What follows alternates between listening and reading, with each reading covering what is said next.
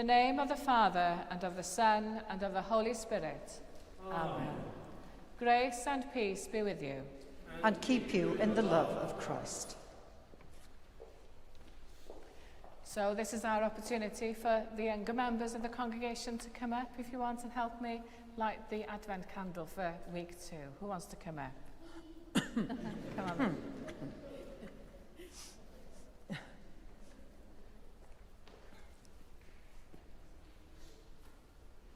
Now you may need a little bit of help from Brother Gabriel here.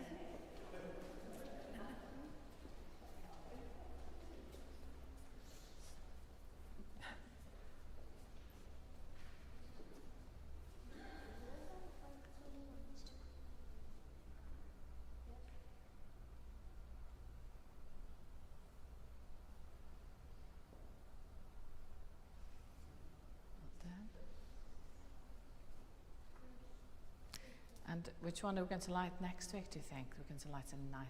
No. Do you know which one we're going to light? The pink one. Yeah. Pardon? Yes, so next week we'll do the pink one. Because December is going very quickly and it'll soon be Christmas. It's okay. Do you want to go and sit down? Well done. Oh no, stay up while I say my prayer. There we are. So this is the prayer for Advent 2.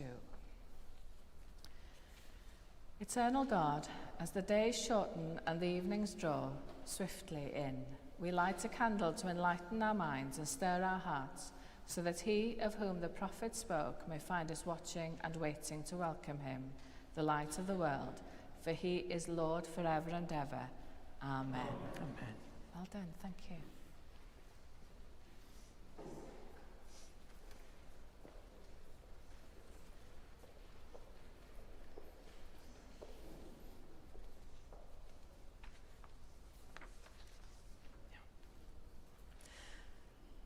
My brothers and sisters, let us be alert to the advent of God and prepare the Lord's way by turning from sin, embracing justice and truth, and finding comfort in the Christ who promises peace.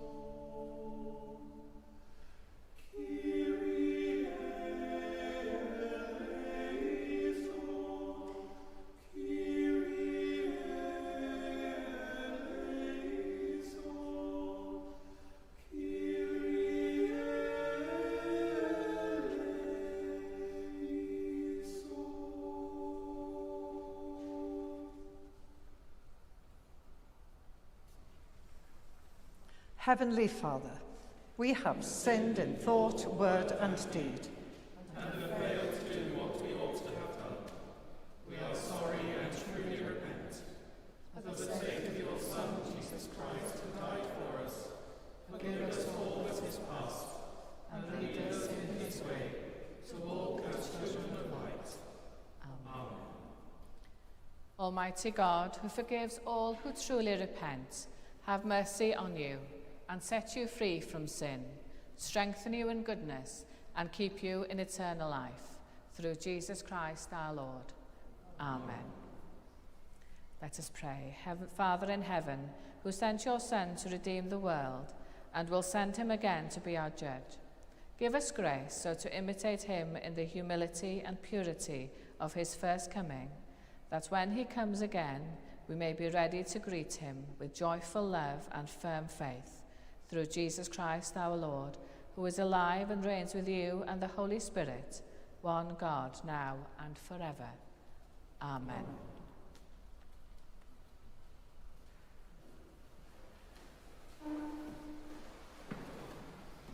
Give the King your child.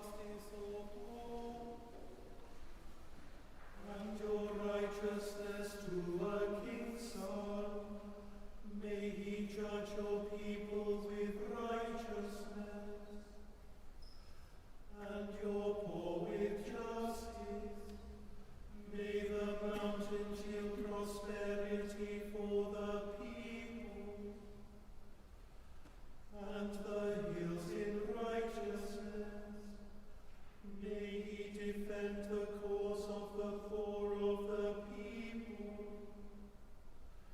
Give deliverance to the needy and crush the oppressor. May he live while the sun endures, and as long as the moon throughout all generations. May he be like rain that falls on the moon grass, like showers that water the earth. In his days may righteousness flourish and peace abound, until the moon is no more.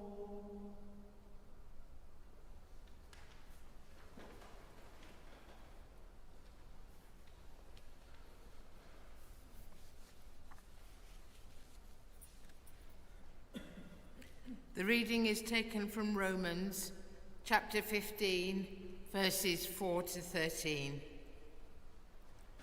For whatever was written in former days was written for our instruction, so that by steadfastness and by the encouragement of the Scriptures we might have hope. May the God of steadfastness and encouragement grant you to live in harmony with one another, in accordance with Christ Jesus, so that together you may with one voice glorify the God and Father of our Lord Jesus Christ. Welcome one another, therefore, just as Christ has welcomed you, for the glory of God.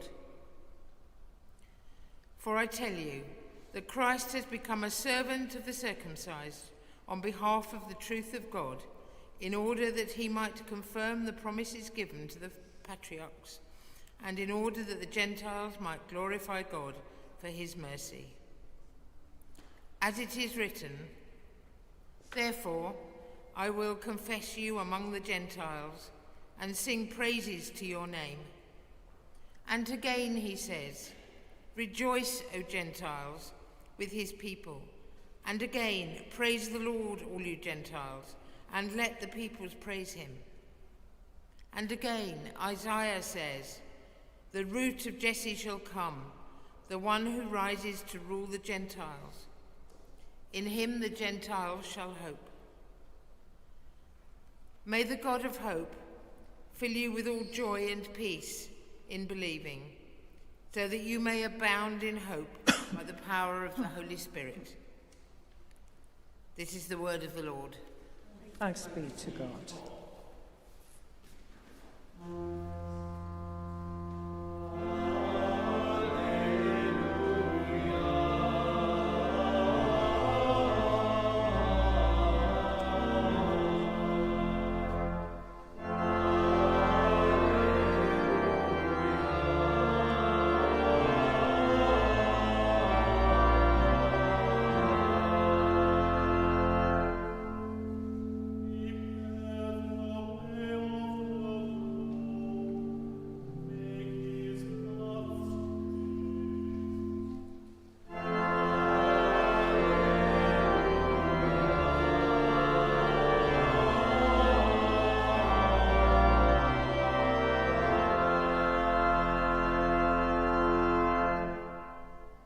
The Lord be with you.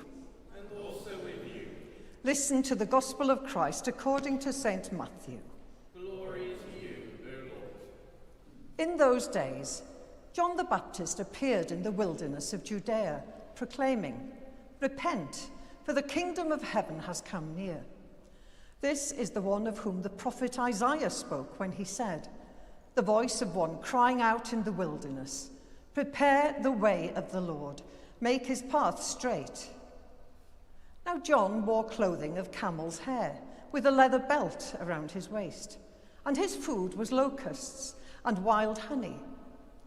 Then the people of Jerusalem and all Judea were going out to him, and all the region along the Jordan, and they were baptized by him in the river Jordan, confessing their sins.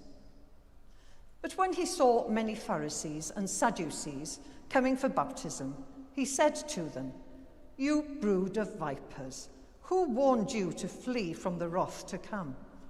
Bear fruit worthy of repentance. Do not presume to say to yourselves, 'We have Abraham as our ancestor,' for I tell you, God is able from these stones to raise up children to Abraham. Even now, the axe is lying at the root of the trees. Every tree, therefore, that does not bear good fruit is cut down and thrown into the fire. I baptize you with water for repentance, but one who is more powerful than I is coming after me. I am not worthy to carry his sandals. He will baptize you with the Holy Spirit and fire. His winnowing fork is in his hand, and he will clear his threshing floor and will gather his wheat into the granary. But the chaff he will burn with unquenchable fire." This is the gospel of the Lord. Praise to you, O Christ.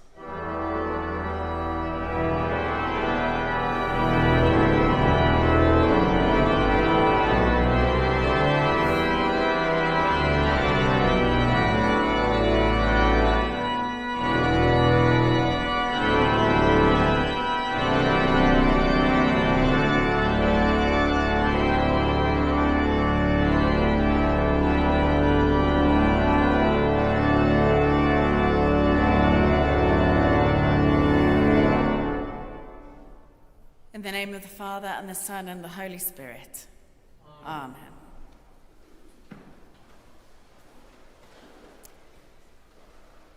When I was a vicar in Chemais, we lived in a modern vicarage with a living room upstairs.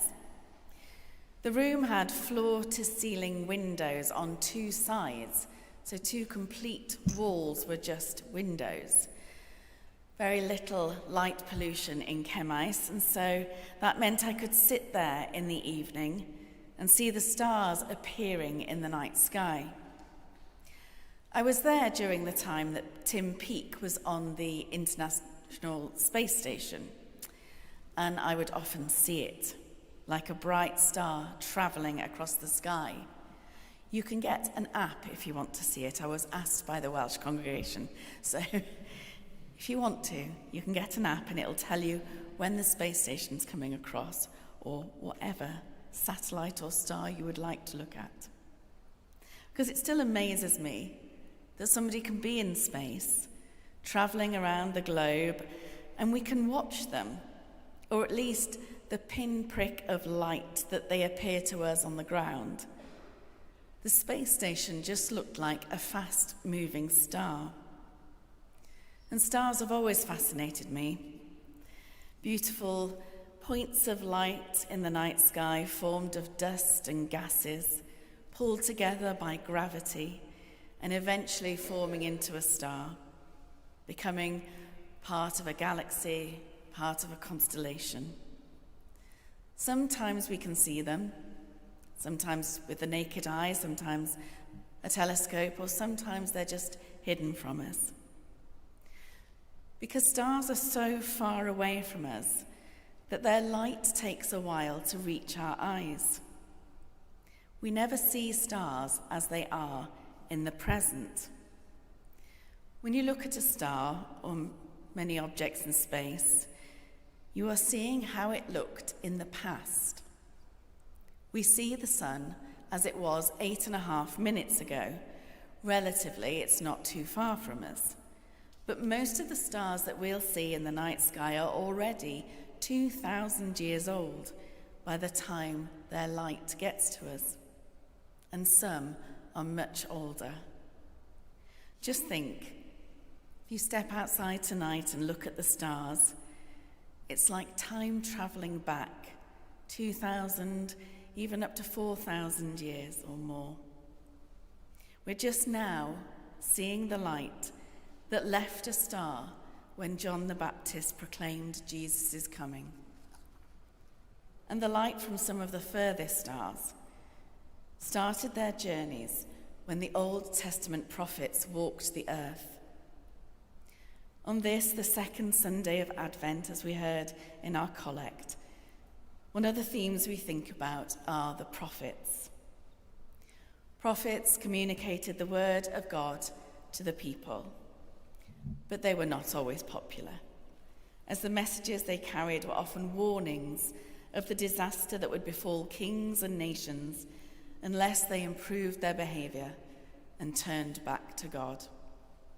They called out injustices, and some predicted future events, especially what would happen if people didn't turn back to God. One of my favourite passages about prophets appeared in the lectionary recently, the calendar of readings for morning and evening prayer.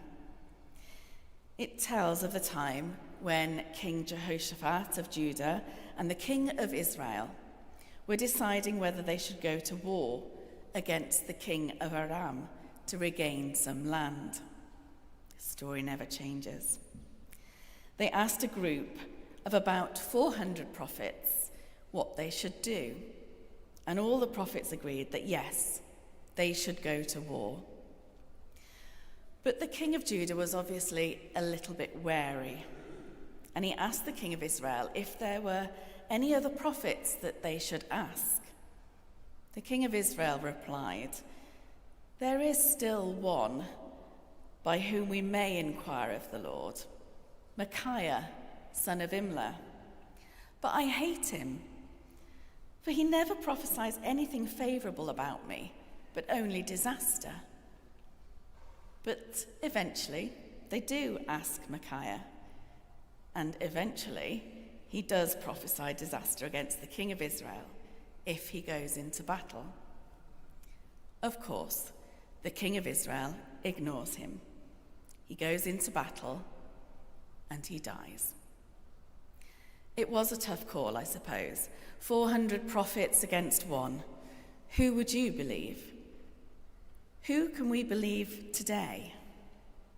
There are so many conflicting voices telling us how to live, telling us who is worthy and who isn't, telling us who are the winners in this world and who are the losers.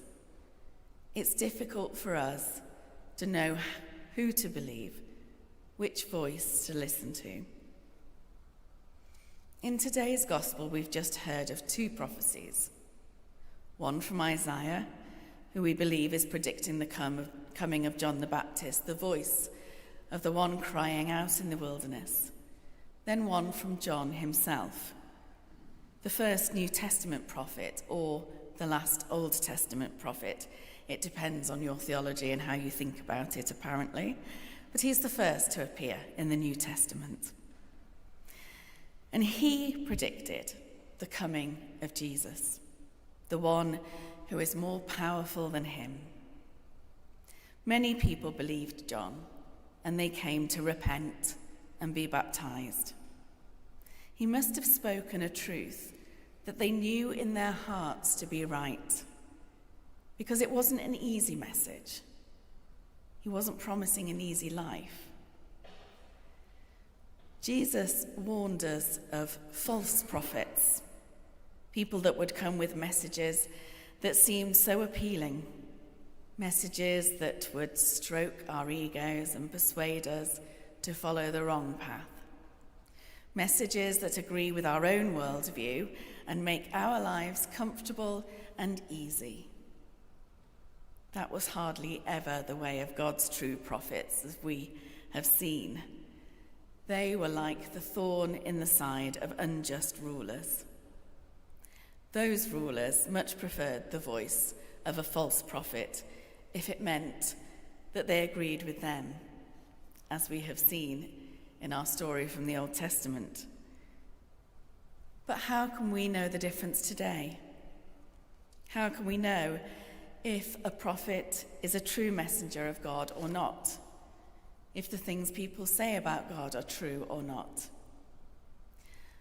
I think we're lucky because we can look to the ultimate prophet, the one who didn't just bring God's word, but who was God's word, the one who was the fulfillment of prophecies past, and who others recognized as a prophet, Jesus himself. We have Jesus' life, his words, and his actions, all pointing to God's promise. We have him not only as a guide, but as a measure. How do the messages of others align with that of what we know of Jesus? How do their actions mirror his actions? How much do their values accord with his values? Now, this isn't always easy to judge. The Bible needs great care in its interpretation. It wasn't written in our language, it wasn't written in our time, and it wasn't written in our culture. And so to do that, we need to work and pray together. And we will still disagree, but we hope to get to some kind of understanding about what God wants from us. The prophets of old may not be with us now. Their message, like the light from a star, continues to lighten our world many years after it's began its journey. We can read their words now through the eyes of people who also have the words and deeds of the incarnate God to guide us, and the Spirit of God to give us wisdom in discernment. They do seem a very long time ago, and sometimes when we feel hopeless or question whether God is with us or ever has been, we can remember that some of the stars in the sky tonight will have existed thousands of years before we could even see their light. So it is with God's promises. God's timing is not our timing. God's promises have already been revealed. We just can't see them yet. So we give thanks for the prophets of old, for the prophets of our time, and pray for the wisdom to know which voices to hold on to, and the bravery to continue to pass on God's message to the world, even when the kings of our world may be ignoring them. And so in this season of Advent, we wait. And whilst we wait, we prepare. We prepare for our eyes to see the light. Amen.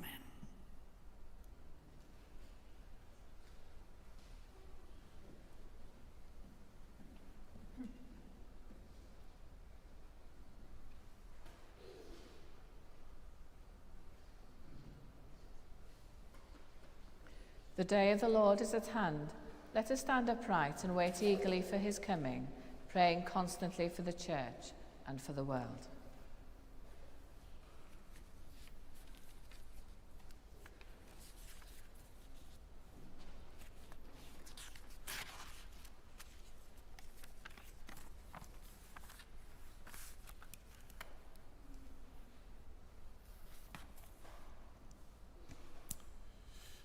Heavenly Father, we pray for the Cathedral and Eglwys Groes, for Dean Manning, Canon Tracy, Reverend Andy, and all staff, for former staff, and volunteers. We pray too for Bishop David and the appointment of an interim bishop of Bangor. Lord, show us your mercy.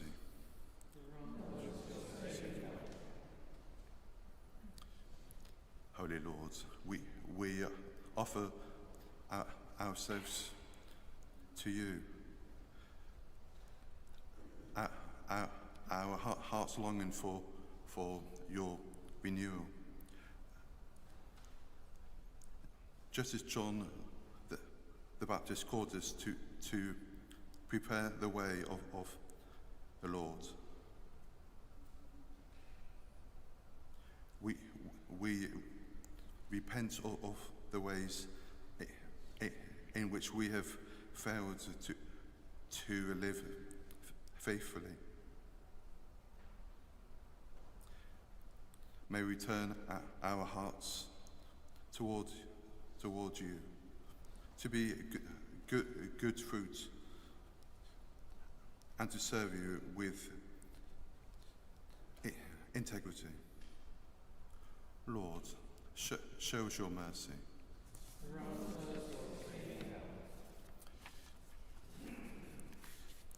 Heavenly Father, we pray for those people for whom this time of Advent and Christmas Day itself is not a source of preparation and joy, but it can be a source of worry. We pray for those for whom at this time is a worry about money, families, and being alone. For those who dread being asked, what are your plans for Christmas? Lord, show us your mercy.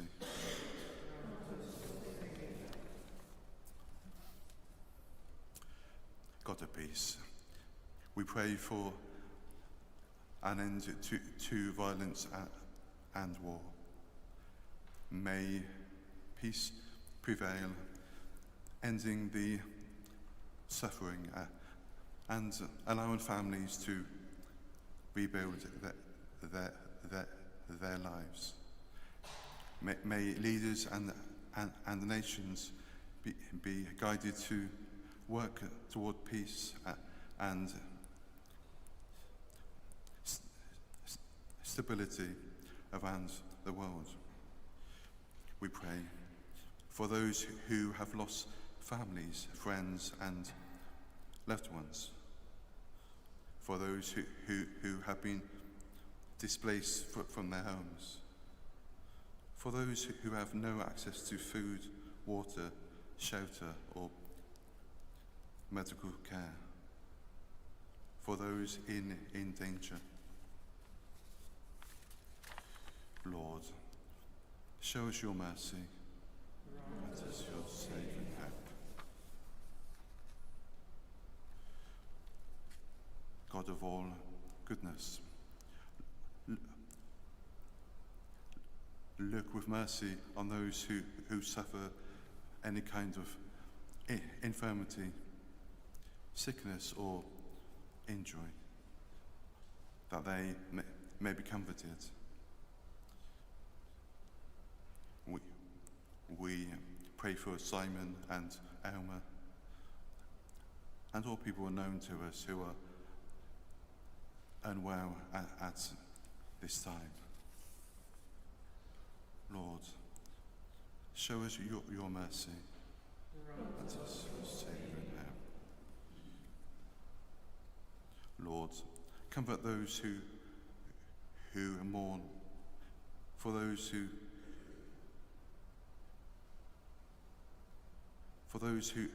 whose pain is beyond any that they may have known. We pray for those who have died recently, for Roy and Chris. We pray too for all who will die this day. Rest eternal grant unto them, O God, and let light perpetual shine upon them. May they rest in peace, rise in glory. God, our Father, as we await the coming of your Son. Help us to prepare his way with humble hearts and lives of faithfulness and love. We make our prayer through Jesus Christ, our Lord. Amen.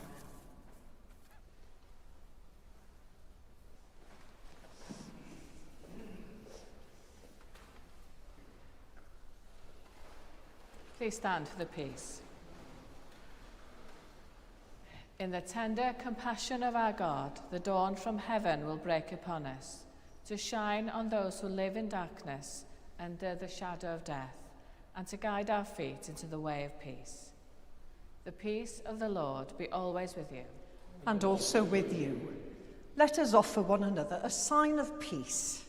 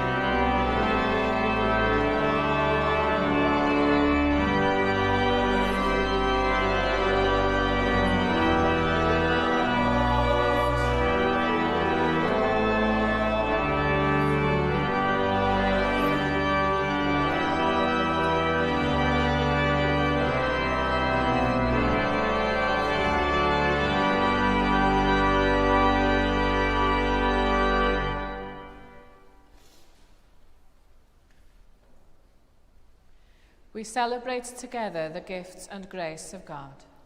We take this bread, we take this wine, to follow Christ's example and obey his command. The Lord be with you. And also with you. Lift up your hearts. We lift them to the Lord. Let us give thanks to the Lord our God. It is right to give our thanks and strength.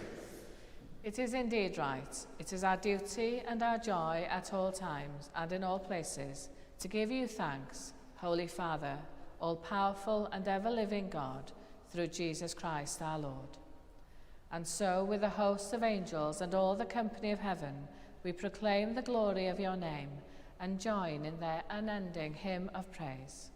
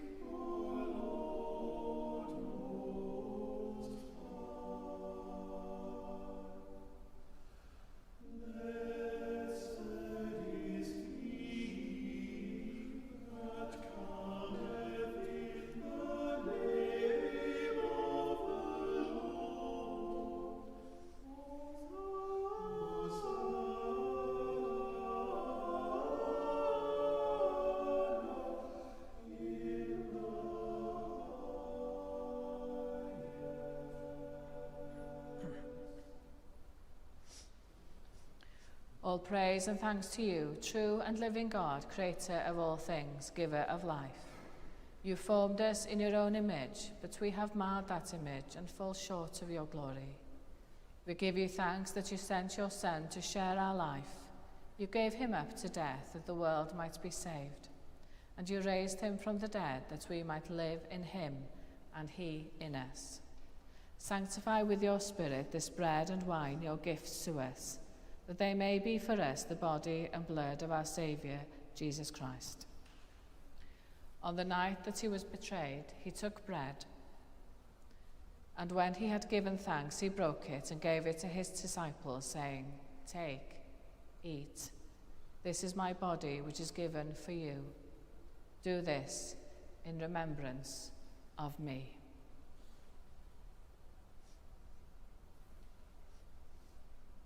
In the same way, after supper, he took the cup. And when he had given thanks, he gave it to them, saying, "Drink from this, all of you, for this is my blood of the new covenant, which is shed for you and for many for the forgiveness of sins. Do this as often as you drink it in remembrance of me." Let us proclaim the mystery of faith. Christ has died, Christ is risen, Christ will come in glory. As he has commanded us, Father, we remember Jesus Christ, your Son, proclaiming his victorious death, rejoicing in his resurrection, and waiting for him to come in glory. We bring to you this bread, this cup. Accept our sacrifice of thanks and praise. Restore and revive your people. Renew us and all for whom we pray with your grace and heavenly blessing. And at the last, receive us with all your saints into that unending joy promised by your Son, Jesus Christ our Lord. Through him, with him, in the unity of the Holy Spirit, all honour and glory are yours, Almighty Father, forever and ever. Amen.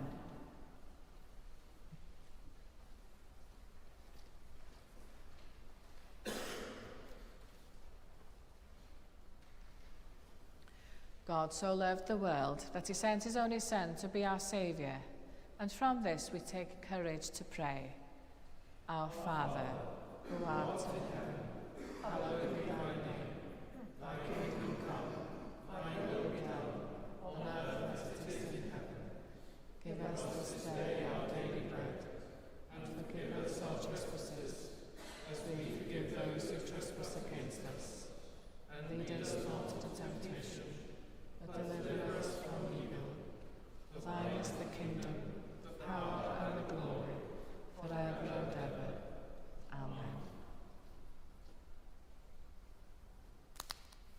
Every time we eat this bread and drink from this cup, we proclaim the Lord's death until he comes.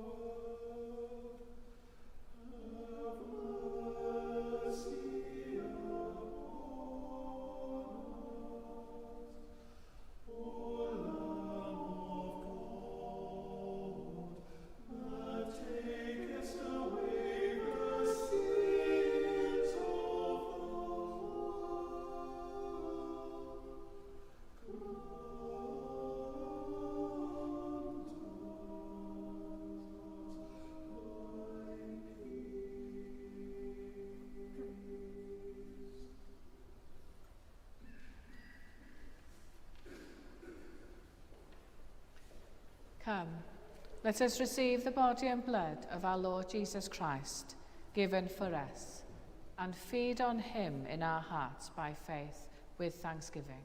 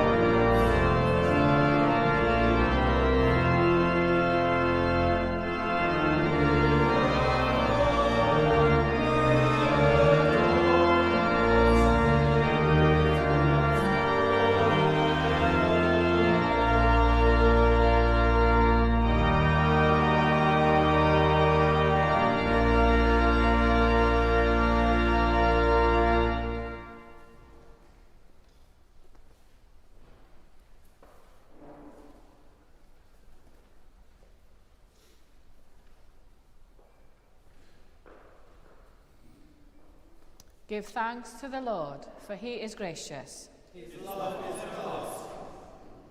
Generous God, you have fed us at your heavenly table. Kindle us with the fire of your Spirit, that when the Lord comes again, we may shine as lights before him, who is alive and reigns in glory forever. Amen. The Lord be with you. And also with you. Christ, the Son of righteousness, shine upon you, scatter the darkness from before you, and the blessing of God Almighty, the Father, the Son, and the Holy Spirit, be among you and remain with you always. Amen. Go in peace to prepare the way for the Lord. In the name of Christ. Amen.